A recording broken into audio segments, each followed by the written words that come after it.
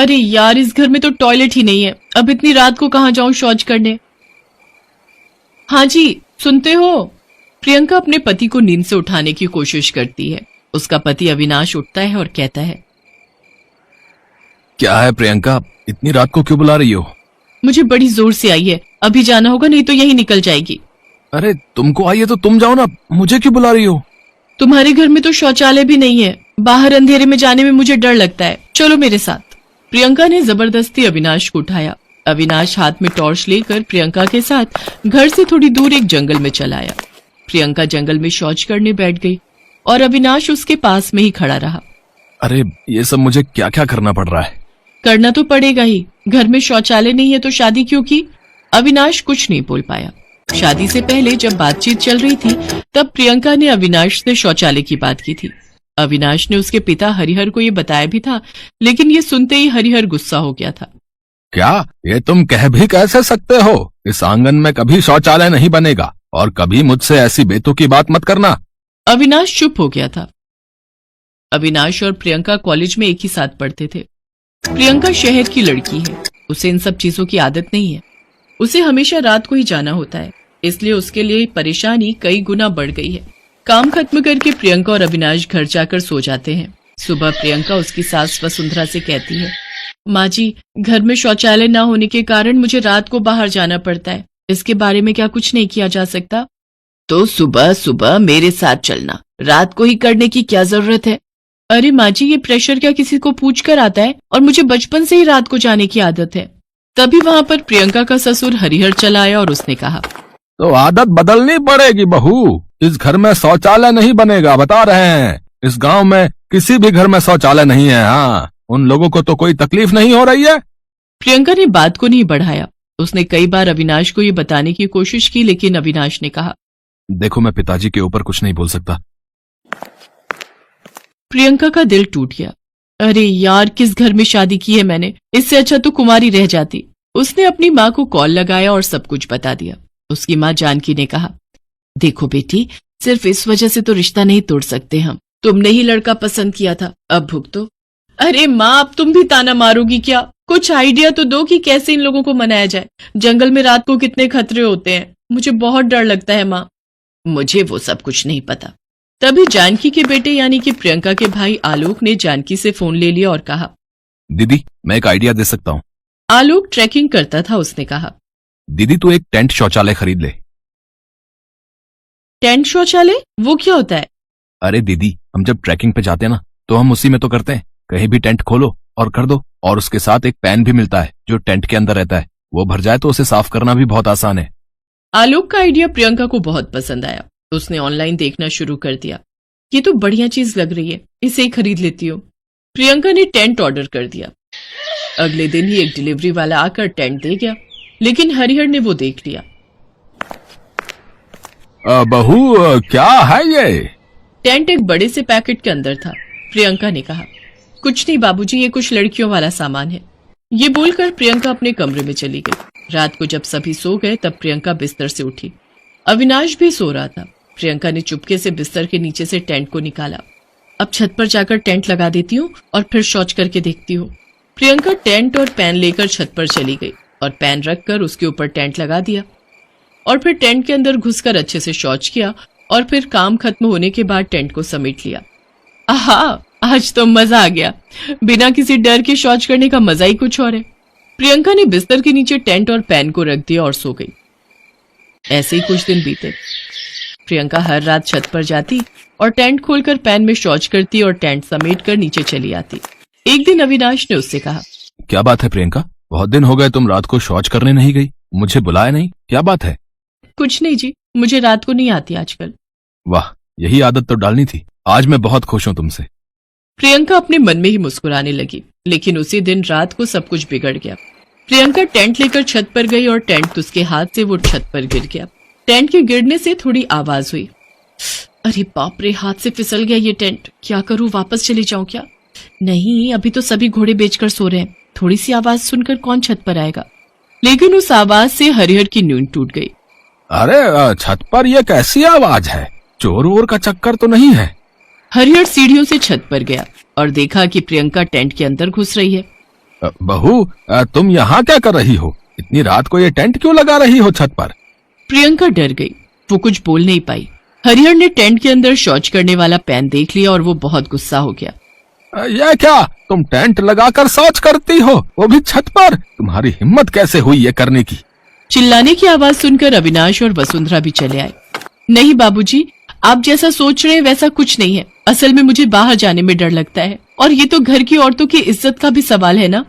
तुम कहना क्या चाहती हो? इस गांव की किसी भी औरत की इज्जत नहीं है। सुनो बहू, तुमने मेरी बात न मानकर बहुत बड़ी गलती कर दी है। अब इस घर में तुम्हारे लिए कोई जगह नहीं है। सुबह होते ही तुम अपने मायके चली जाना। प्रियंका रोने लगी, लेकिन कोई फायदा नहीं हुआ। वो अपने कमरे में जाकर कपड़े बैग में भरने लगी। हरिहर भी अपने कमरे में चला गया, लेकिन तभी उसका पेट दर्द करने लगा। पेट में दर्द हो रहा है, लगता है मुझे शौच करने जाना होगा। हरिहर एक टॉर्च लेकर घर से निकल गया और जाकर टॉर्च बांधकर जंगल में ही बैठ गया। आसपास ही एक सांप घूम रहा था। उसने हरिहर के पैर में काट लिया। बचाओ! अरे सांप ने काटा है मुझे। हरिहर चिल्लाने लगा। आवाज सुनकर वसुंधरा, प्रियंका और अविनाश वहां पहुंचे और हरिहर को अस्पताल ले गए। अस्पताल में हरिहर का इलाज किया गया और बहुत कोशिशों के बाद वो बच गया। रात को जंगल में क्या कर रहे थे आप, जो सांप ने काट लिया? शौच करने गया था डॉक्टर साहब। बाहर शौच करने जाते हैं आप लोग? ये तो बहुत ही गंदा काम करते हैं। बाहर शौच करना अच्छी बात नहीं है, उससे और भी बीमारियां होती हैं। यही तो समझाने की कोशिश कर रही थी मैं बाबूजी। तुम सही थी बहू। अब मुझे समझ में आ गया है कि घर में शौचालय की कितनी आवश्यकता है। कल से ही हमारे घर में शौचालय बनेगा। अगले ही दिन से घर में शौचालय बनना शुरू हो गया और कुछ ही दिनों में शौचालय बनकर तैयार हो गया। सभी बहुत खुश हुए। प्रियंका की खुशी का तो ठिकाना ही नहीं रहा। उन लोगों की देखा देखी गांव के सभी घरों में शौचालय बन गए और सभी शांति से शौच करने लगे। एयरपोर्ट के बाहर खड़ी रमा को समझ नहीं आ रहा था कि वो क्या करे और क्या ना करे। उसे तो पता ही नहीं था कि उसके साथ ऐसा भी हो सकता है। उसके पेट में 6 महीने का बच्चा पल रहा था। विलियम और उसकी पत्नी जो लंदन के रहने वाले थे, उन्होंने उसके पेट में पल रहे बच्चे को अपनाने से बिल्कुल इनकार कर दिया था। आई एम सॉरी रमा, हम इस बच्चे को नहीं अपना सकते। ये आप क्या कह रहे हैं सर? ये आपका बच्चा है। नहीं, ये हमारा बच्चा नहीं है। सर, इस तरह मुझे मझधार में मत छोड़िए। अगर मुझे इस तरह छोड़ दिया तो मैं गांव समाज में कैसे मुंह दिखाऊंगी। रमा की बातों को सुनकर विलियम की पत्नी डायना को गुस्सा आ गया। उसकी रिस्पॉन्सिबिलिटी हमारी नहीं है। वैसे भी हमने तुम्हें मनी तो दिए है ना, वो मामूली रकम नहीं है। पूरे 7 लाख रुपए हमने दिए हैं। हाँ, ये अलग बात है कि 15 लाख में ये डील हुई थी कि तुम हमारा बच्चा पैदा करोगी, लेकिन अब वो बच्चा हमारे लायक ही नहीं तो हम उसे कैसे एक्सेप्ट कर ले और पूरी रकम तुम्हें क्यों दें? रमा रोती रही, गिड़गिड़ाती रही, लेकिन विलियम और उसकी पत्नी ने रमा की एक नहीं सुनी। विलियम, अब चलो, हमारी फ्लाइट छूट जाएगी। विलियम और उसकी पत्नी डायना फिर से अपने मुल्क वापस लौट गए। असल में विलियम और डायना की शादी को कई साल हो गए थे, इसलिए उन्हें सरोगेट मदर की तलाश थी जो अपनी कोख में उसके बच्चे को पाले। वे भारत घूमने आए हुए थे, तभी उनकी मुलाकात रमा से हुई थी। विलियम और डायना की रमा से ये मुलाकात उर्वशी, जो रमा की दोस्त थी, उसने करवाई थी। विलियम और डायना ने रमा से 14 लाख में ये डील की थी। डोंट वरी रमा, तुम्हें कुछ नहीं होगा। बस तुम्हें कुछ महीने अपने परिवार से दूर रहना होगा। जब तुम हमारा बच्चा पैदा कर दोगी तो हम उसे ले जाएंगे। किसी को कानो कान खबर भी नहीं होगी कि इस बीच तुम माँ भी बनी और हमारे बच्चे को जन्म भी दिया। रमा अभी भी उधेड़बुन में थी। वो एक बहुत बड़ा डिसीजन लेने जा रही थी। उसने उर्वशी की ओर देखा, फिर विलियम और डायना द्वारा ब्रीफकेस में दिए 7 लाख रुपए को देखा और फिर कुछ सोचा और हामी भर दी। ठीक है, मैं बनूंगी आपके बच्चे की सरोगेट मदर। रमा के पेट में विलियम और डायना का बच्चा पलने लगा। शहर से दूर एक एकांत जगह में विलियम और डायना ने रमा के रहने का अरेंजमेंट भी कर दिया था। जब डॉक्टर से रमा का चेकअप करवाना होता तो विलियम और डायना ही उसे ले जाते। इस बीच 6 महीने बीत गए, लेकिन तभी एक दिन जब विलियम और डायना रमा को लेकर डॉक्टर के पास गए और हर बार की तरह डॉक्टर सविता ने रमा के कुछ टेस्ट किए और जब टेस्ट की रिपोर्ट आई तो ये आप क्या कह रही हैं डॉक्टर सविता? अभी तक तो सब सही था, फिर अचानक से ये कैसे हो गया? इसमें हम क्या कर सकते हैं मिस्टर विलियम? जांच की रिपोर्ट यही कह रही है कि बच्चे का मानसिक विकास ठीक से नहीं हो रहा है। जन्म लेने के बाद वो मेंटली चैलेंज्ड होगा। विलियम और डायना ने जब ये सुना तो उन्होंने रमा से बच्चे को अबॉर्ट करने के लिए कहा, लेकिन वो तैयार नहीं हुई। उसने जब विलियम और डायना के मुंह से उस बच्चे को गिराने के बारे में सुना तो उसे बहुत आश्चर्य हुआ कि कुछ दिनों पहले ये दोनों एक बच्चे के लिए मारे मारे फिर रहे थे और आज बच्चे की कमी के बारे में पता चलते ही उसे मारने के लिए कहने लगे। उसे उन दोनों का ये दोहरा रवैया पसंद नहीं आया। उसने उन दोनों को बहुत समझाने की कोशिश भी की, लेकिन वो अपने देश वापस लौट गए। ऐसी हालत में मैं क्या करूं, मुझे समझ नहीं आ रहा है। अब तो मेरे पास पैसे भी नहीं है जो मैं अपना और पेट में पल रहे इस बच्चे का ध्यान रखूं, ना ही मेरी कंडीशन ऐसी है कि मैं कोई काम कर सकूं। मुझे अपने गांव वापस लौटना पड़ेगा इस बच्चे की जान की खातिर। रमा अपने गांव जमालपुर वापस लौट आई और जब से वो गांव लौटी है उसके गांव में सिर्फ एक ही बात की चर्चा है कि वो गर्भवती है। लेकिन उसका गर्भवती होना सवालों के घेरे में था क्योंकि उसकी शादी नहीं हुई थी। पूरा गांव उस पर थू थू कर रहा था। जिधर देखो रमा के गर्भवती होने के चर्चे सबकी जुबान पर थे। सभी एक बिन ब्याही माँ की खबर चटकारे भरते हुए एक दूसरे से साझा कर रहे थे। घोर कलयुग इसे ही कहते हैं विमला। राम राम राम राम, मुझे तो बोलते ही शर्म आती है कि कुंवारी लड़की माँ बनने जा रही है। अरे बोलने में कैसी शर्म, शर्म तो उन्हें आनी चाहिए जिन्होंने ऐसा काम किया है। मैं तो सरपंच जी से बात करने वाली हूँ। ऐसी कुलक्षणी लड़की का हमारे गांव में क्या काम।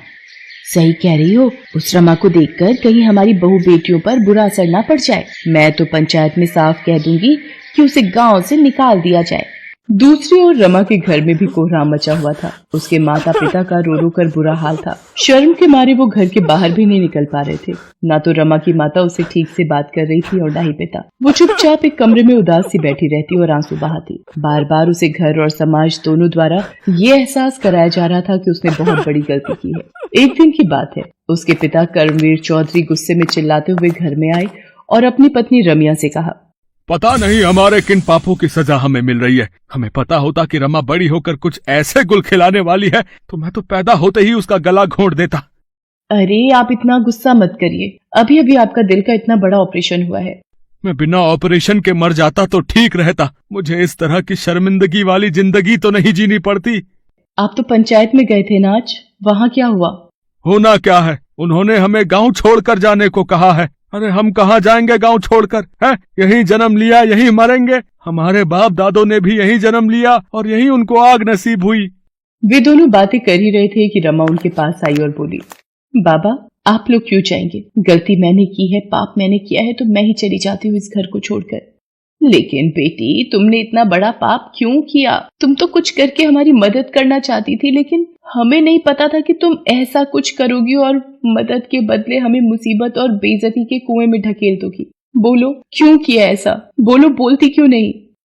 रमा का भी सबके मुंह से ताने सुन सुनकर जी भर गया था। उसका सब्र भी जवाब दे रहा था। आखिर वो भी फूट पड़ी, माँ ये सब मैंने तुम लोगों के लिए किया, बापू के लिए किया, अपनी गिरवी जमीन को छुड़ाने के लिए किया।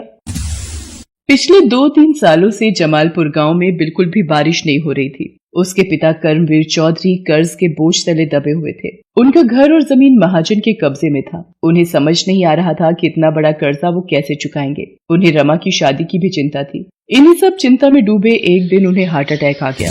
रमा उन्हें अस्पताल ले गई। डॉक्टरों ने जल्द से जल्द उनके दिल के ऑपरेशन की बात कही जिसमें लाखों रुपए लगने थे। एक तो पहले ही इतना सारा कर्ज और ऊपर से बापू की ऐसी हालत देखकर। माँ ऐसे बैठकर काम नहीं चलेगा। बाबा भी ऐसी हालत में नहीं है कि कुछ कर सके, और आप दोनों तो मुझे बेटी कम बेटा ज्यादा मानते हैं ना, तो मुझे इस घर को संभालने और बाबा के इलाज के लिए कुछ करना ही होगा। रमा की सबसे अच्छी सहेली थी उर्वशी, जो शहर में जॉब करती थी। वो उससे मिली। उर्वशी ने उसे बताया कि कोई भी नौकरी करके वो इतनी जल्दी इतने पैसे नहीं कमा सकती कि वो अपने पिता का इलाज करा सके और गिरवी घर और जमीन छुड़ा सके। तब उसने सरोगेट मदर वाली बात उससे की और विलियम और डायना से उसे मिलवाया। रमा के माता पिता को जब सारी असलियत का पता लगा तो, ये तूने क्या किया बेटी? मेरे इलाज और घर को बचाने के लिए तुमने इतना बड़ा कदम उठा लिया, लेकिन इस बदनामी के साथ तुम कैसे जियोगी? हमारी मानो तुम इस बच्चे को अबॉर्ट कर दो। नहीं बाबा, ये करना होता तो फिर बहुत पहले कर दिया होता। इतनी बदनामी क्यों सहती? मुझे इस बच्चे को धरती पर लाना है। मैं कैसे उसे मार दूं जो मेरे पेट में मेरी मर्जी से पल रहा है और हर दिन इस दुनिया में आने की बाट जोह रहा है। रमा के गांव में भी धीरे धीरे इस बात का पता लग गया। सभी एक बेटी के इस त्याग पर उसकी भूरी भूरी प्रशंसा करने लगे। दूसरी ओर वो उन अंग्रेजों को भला बुरा भी कहते। 9 महीने बाद रमा ने एक बच्चे को जन्म दिया। हालांकि वो बच्चा बिल्कुल नॉर्मल था। जब नर्स ने उस बच्चे को रमा की गोद में रखा और जब वो रो रहा था, अहले ले क्यों रो रहे हो? माँ है ना तुम्हारे पास, माँ तुम्हें कभी नहीं रोने देगी, कभी नहीं। रमा का बच्चा बिल्कुल नॉर्मल था। डॉक्टरों की गलत रिपोर्ट के कारण ऐसी स्थिति बनी थी और उसी रिपोर्ट के कारण विलियम और डायना इस बच्चे को छोड़कर भाग गए थे। लेकिन रमा तो नॉर्मल या एबनॉर्मल किसी भी बच्चे के लिए तैयार थी, क्योंकि माँ तो माँ ही होती है, चाहे वो रियल हो या सैरोगेट।